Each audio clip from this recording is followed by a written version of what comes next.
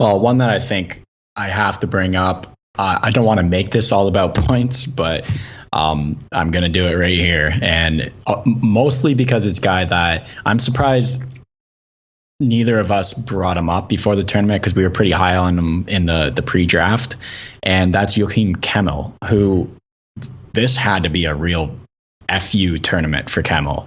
After slipping out of the top 10, it was kind of a consensus that he was going to be in the top 10, kind of known as maybe the best goal scorer on this in that draft. Well, he slipped down to 17, and Nashville has to be happy with what they saw here because I mean, like I said, we saw him as a sniper and a guy with a shoot first mentality while he was putting the playmaking on display in this one. And 4 goals and 8 assists in 7 games for Finland. He was just absolutely instrumental for that team to make it to the gold medal. And honestly, I didn't really expect Finland to be there. And you have to expect the guy in second place in points to be pretty important in that.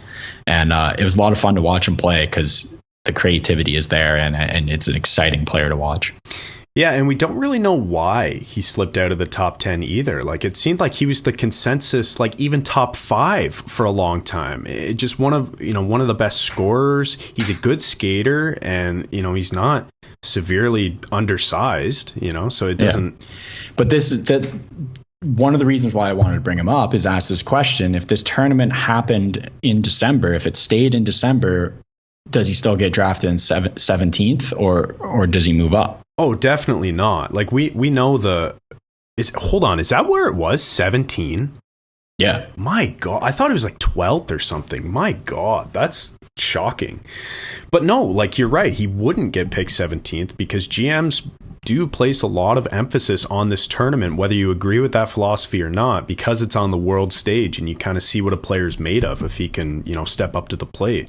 And Kemell did. And I guarantee if that tournament was in December, he would have went higher than 17th. So if you're a Nashville Predators fan, you should be very excited. And the last thing I wanted to say about him is he's playing again in December. Oh, yeah. Like when you have a tournament like this and I think he was second in points, in total points.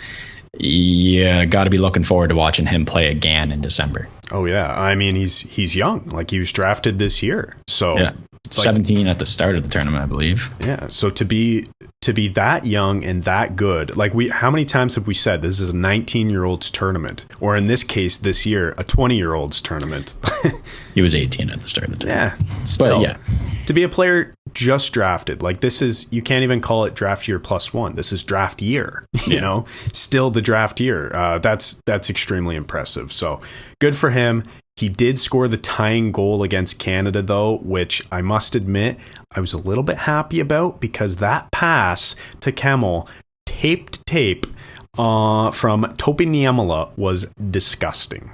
Well, that is ridiculous to say, just as a Canadian. But I will say it did make for an exciting game and the first golden goal for Canada since I think they said 2008 on the broadcast. So yeah, and the amount of times they talked about throughout the whole tournament on the broadcast, Gord Miller, Mike Johnson, Craig Button, and some other people, like the amount of times they mentioned that Finland just owns World Junior Championship overtime. The amount of golden goals they've scored. Like they've won 3 of the last 10 now World Junior Championships. And I believe, correct me if I'm wrong, I believe all 3 of those were golden goals. The one was scored by Kapanen, and I forget the other 2, but I'm pretty sure that's the stat.